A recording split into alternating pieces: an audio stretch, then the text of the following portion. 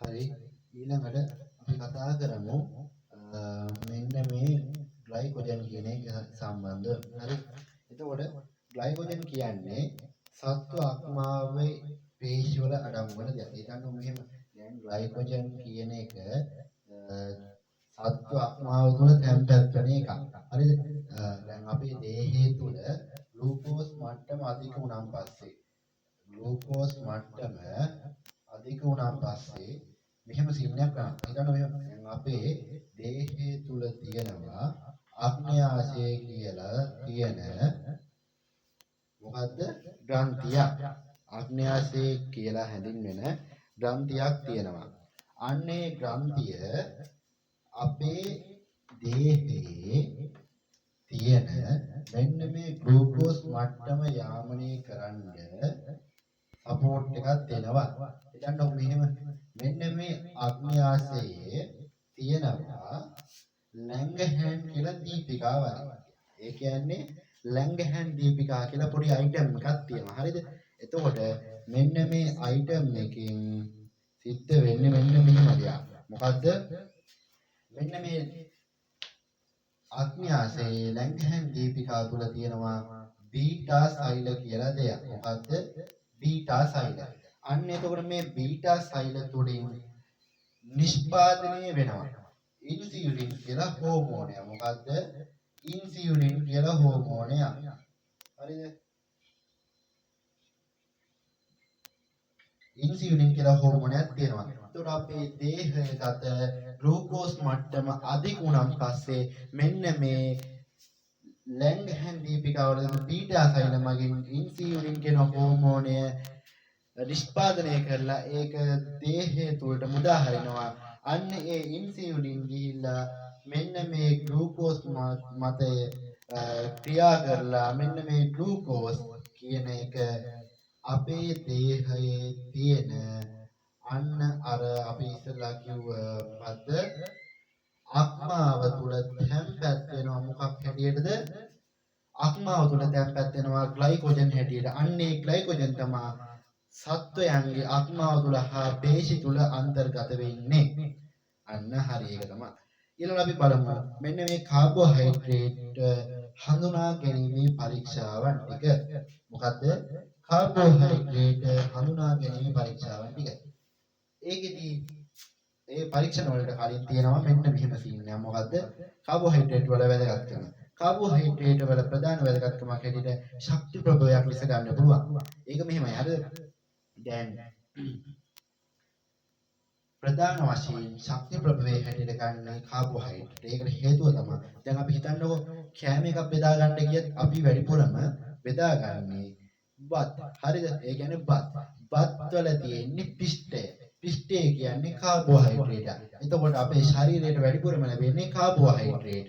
අන්නේ carbohydrate enzyme උත්පේදිත ක්‍රියාවලින් ඔස්සේ විදහෙලලා ශක්තිය නිපදවීමේ ක්‍රියාවලියක් සිද්ධ කරනවා. එතකොට අපේ දේහයට වැඩිපුරම ශක්තිය ලැබෙන්නේ මෙන්න මේ කාබෝහයිඩ්‍රේට් විදහෙලලා.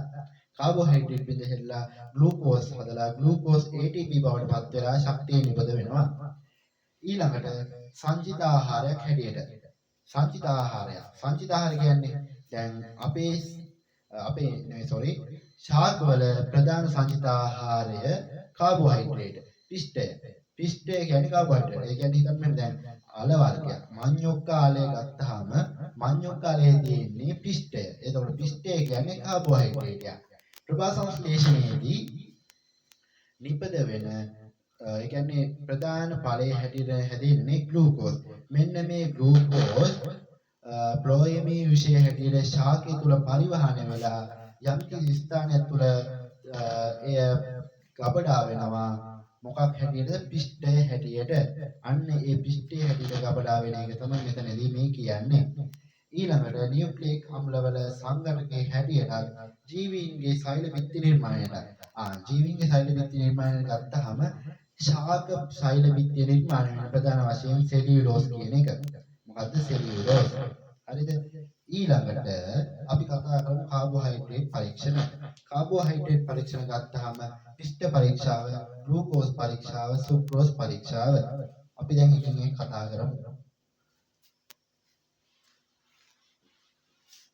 ලිව්වා වගේ නෙමෙයි මකන්න ගියාම තමයි ප්‍රශ්නේ. මකන්න යනවා ගොඩක් වෙලා යනවා මේක කේස් එක.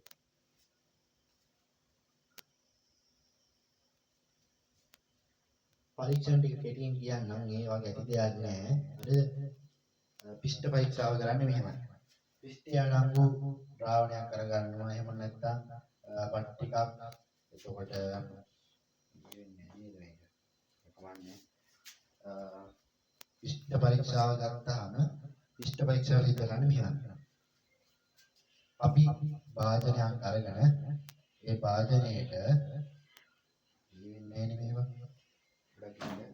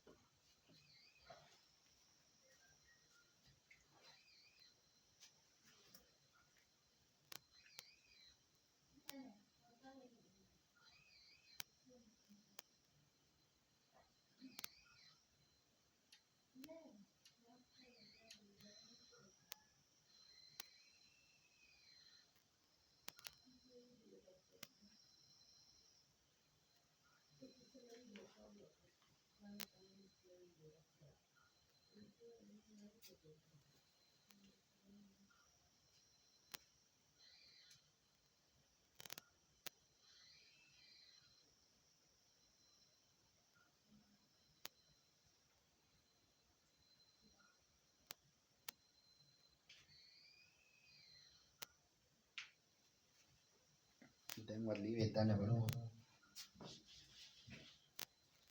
වාදනයක් අරගන්නවා. මම බෑන්ඩ් එකට වෙන්නේ නැහැ කරන දෙයක් නෑ. කමන්නේ අපි පුළුවන් විදිහට කරගෙන යමු. මේවා මේ ටිප් ගහන්න ඒවා ටික වෙලා තිබුණ හින්දා අවුල් ගිහිලා බෑන්ඩ් එක. මේ පොඩක් කරන බලමු ඒක.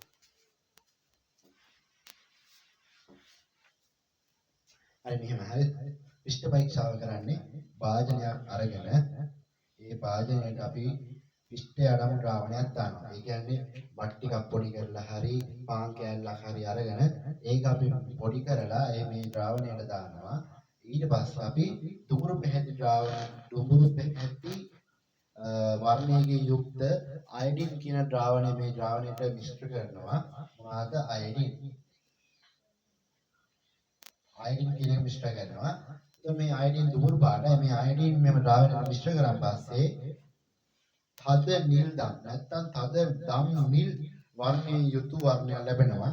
මේක නිල් පාට කළු පාටත් පුරු ද්‍රාවණයක්. ඒ කියන්නේ එහෙම නිල් පාටද කළු පාටද කියලා හඳුනගන්න ටිකක් අමාරුයි. ඒහිත් අපි මේකට කියන්නේ තද නිල් දම් ද්‍රාවණයක් කියලා.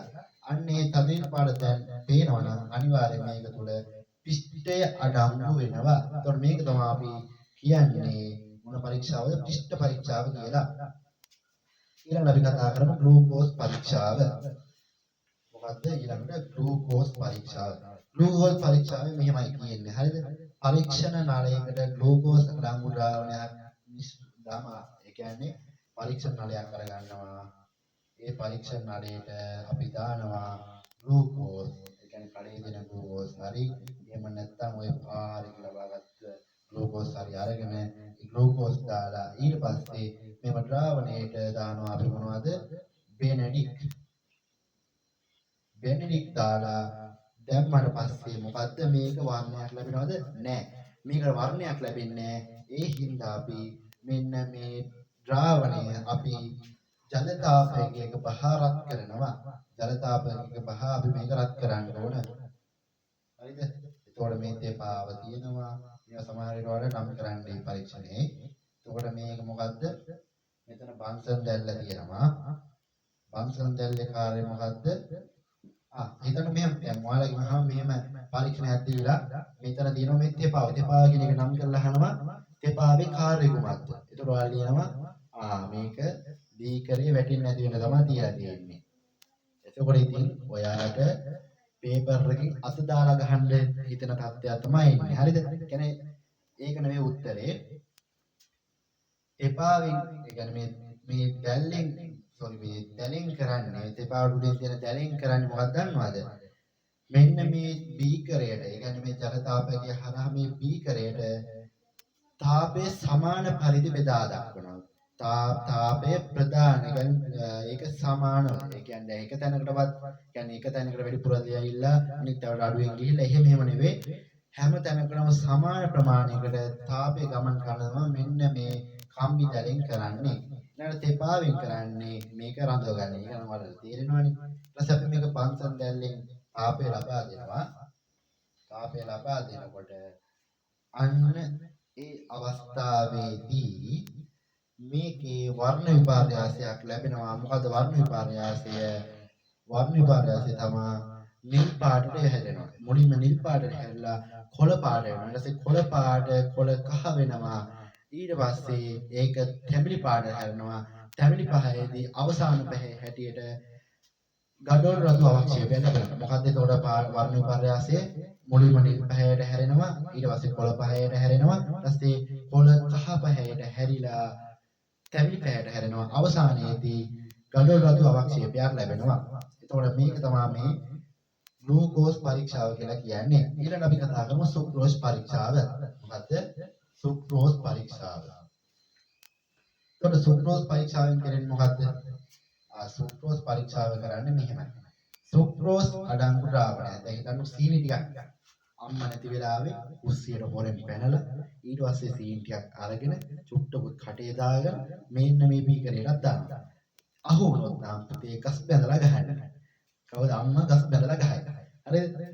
ඒ හින්දා අම්මගෙන් අහලා අම්මේ සීනි ටිකක් දෙන්නකෝ කියලා සීනි ටිකක් අරගෙන මෙන්න මේ බීකරයකට දානවා. මොකද්ද බීකරයකට ඒක දාලා ඊට පස්සේ මොකද්ද කරන්නේ? අපි ඒක අරගෙන මොකද්ද කරන්නේ? බෙනඩික් ද්‍රාවණයේ ස්වල්පයක් දානවා. මොකද්ද? බෙනඩික් වලින් ස්වල්පයක් මේකට දානවා. බෙනඩික් වලින් ස්වල්පයක් දැම්ම කියලා මොකද්ද මේක සිද්ධ වෙන්නේ? මුකුත් වෙන්නේ. වාටක් ඇති වෙන්නෙම නැති තරම් බෙනඩික් දැම්මා කියලා. ඊට පස්සේ අපි මේක ජල තාපයක පහරක් කරනවා. ජල තාපකයක පහරක් කරනවා. හරිද? එතන මේක ජල තාපකය කියලා. අන්න ඕක තමයි ජල තාපකය. එතකොට මේක ඕන් ජලයේ තියෙනවා. ජල තාපකයක පහරක් කරන් පස්සේ මේක රත් වෙනවා. බලන්න අහුවොත් විභාගෙදී ඇයි මේක ජල තාපකයක පහරක් කරන්නේ කියලා? ආතල් දෙකට පිස්සුවට ජෝක් එකකට. එහෙමද නෑ. මේක වැදගත් හේතුවක් තියෙනවා. හිතන්න මෙහෙම හදිස්සිය හරි අපි මේකට තාපය ලබා ගන්න සාමාන්‍ය දැල්ලට වැඩිය බම්සන් දැල්ලෙන් තාපය ලැබෙනවා වැඩි. හරිද?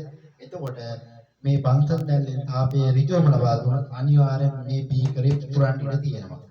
පිපුරුවා පස්සේ වලට එක්ක මූණ පංචිකාවත්යෙන් තමයි හොයන්න වෙන්නේ. හරිද? ආයිතින් මූණ ගන්න දෙයක් නැත්නම් මේක පිපුරුන. මොකද වීදුරනේ ඇවිල්ලා වදිනවනේ. එතකොට මේ පිපුරා තුන පුළුවන්. මොකද විද්‍යාගාරයේ තියෙන කැකෑරුම් වල බීකර් වගේ ඒවා එච්චරටම අර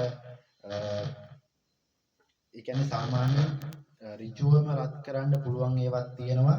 ඒ වගේම ඍජුවම රත් කරන්න බැරි ඒවාක් තියෙනවා. එතකොට මේක ජල තාපයක හරහා රත් කරන් පස්සේ ජලය හරහා රත් වෙලා තමයි මේක රත් වෙන්නේ. කියන්නේ තාපය ලැබෙන්නේ. එතකොට කිසි ප්‍රශ්නයක් නැහැ. හරිද? ප්‍රශ්න අඩු වෙන තරමට වැඩි ගොඩ. හරිද? ඊට පස්සේ මොකද්ද තියෙන කේස් එක? ඊළඟට අපි මොකද්ද මේකට දාන්නේ? දැන් රත් කරා කියලා අපේ වැඩි සාර්ථකද? නෑ. වැඩි සාර්ථක නෑ. මොකද පාටක් හම්බෙන්නේ නෑනේ. අන්න ඊට පස්සේ අපි මොකද්ද කරන්නේ? අපි මේකට දානවා අම්ලයක්. මොන අම්ලයද දාන්නේ? අපි දානවා සල්ෆියුරික් අම්ලය H2SO4. සල්ෆියුරික් දැම්මන් පස්සේ වැඩේ හරිද? නෑ. සල්ෆියුරික් කියලා ලියුවොත් ඔයාලා වැරදි. ඔයාලට දානවා තඩි වැරද්ද. මොකද්ද වැරද්දට හේතුව? අපි මේක දාන්නේ තනුක සල්ෆියුරික්. මොකද්ද? තනුක සල්ෆියුරික්. මොකද සාණ්ඩ සල්ෆියුරික් දැම්මොත් ඒ වැඩි කේස් එක දරුණු වෙනවා. ඒ කියන්නේ වැඩි අවුල් වෙනවා. ඒ හින්දා අපි දාන්නේ මේකට තනුක සල්ෆියුරික්. දැන් සල්ෆියුරික් දැම්ම කියලා පාටක් එනවද? නෑ. පාටක් එන්නේ නෑ. අපි මේ සල්ෆියුරික් දැම්මා කියන්නේ මෙන්න මේ මාධ්‍ය කියන්නේ මෙන්න මේ බීකරය තුල තියෙන්නේ මොකද්ද ආම්ලික මාධ්‍යයක්. ආම්ලික මාධ්‍යයක් තියෙන හින්දා අපි මේක උදාසීන කරන්න ඕනේ. කියන්නේ උදාසීනීකරණය කරන්න ඕනේ. උදාසීනීකරණය කරන්න අපි මේකට භස්මයක් දාන්න ඕනේ. මොකද අම්ලයකට භස්මයක් දාලා තමයි උදාසීනීකරණය සිද්ධ වෙන්නේ. අම්ලයකට ජලය වගේ උදාසීන දෙයක් දැම්මොත් එතන උදාසීනීකරණය සිද්ධ වෙන්නේ. එතන තනුකකරණය සිද්ධ වෙන්නේ. ඒ හින්දා මේකට අපි උදාසීනීකරණය කරන්න නම් අම්ලයට භස්මයක් එකතු කරන්න ඕනේ. මොකද අම්ල භස්ම එකතු වෙලා තමයි උදාසීනීකරණය සිද්ධ වෙන්නේ. එතකොට අපි මේකට සෝඩියම් හයිඩ්‍රොක්සයිඩ් වගේ භස්මයක් එක් කරනවා. අන්න එතකොට මේකේ වර්ණ විපර්යාස සිද්ධ වෙනවද? නෑ. එච්චර හදිස්සි වෙන්න එපා. වර්ණ විපර්යාස සිද්ධ වෙන්නේ. අපි නැවතත් මේකට බෙනඩික් වගේ දෙයක් එකතු කරනවා. බෙනඩික් වගේ ද්‍රාවණයක් එකතු කරනවා. අන්න ඒ අවස්ථාවේදී වර්ණ විපර්යාසයක් ඇති වෙනවා. මොකද්ද? වර්ණ විපර්යාසයක් ඇති වෙනවා. අන්න ඒ වර්ණ විපර්යාසය තමයි අර කලින් අපි කතා කරපු ග්ලූකෝස් පරීක්ෂාවේ ලැබුණු වර්ණ විපර්යාසය. මොකද්ද? නිල් පාට ලැබෙනවා, ඊට පස්සේ කොළ පාට ලැබෙනවා, ඊට පස්සේ කොළ කහ වෙනවා, ඊට පස්සේ ඒක තැඹිලි පාට වෙලා අවසානයේදී කඩුව රතු අපක්ෂේපයක් හැදෙනවා.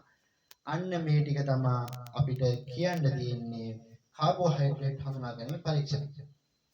මෙච්චරයි තමයි තියෙන්නේ. පරීක්ෂණ තියෙන්නේ හතරක්ද? තුනක් තියෙන්නේ. කාබෝහයිඩ්‍රේට් හඳුනා ගැනීම පරීක්ෂණ තුනක්. ඉතින් මම හිතනවා මේ වීඩියෝ එක ඔයාලට වැදගත් වෙයි කියලා. අනිවාර්ය වැදගත් වෙනවා. මේකම වීඩියෝ එක මම YouTube එකේ දානවා. ඔයාලට මොන හරි ප්‍රශ්නයක් වගේ තිබුණොත් YouTube එකේ කමෙන්ට් බොක්ස් එකට ඒක දාන්න.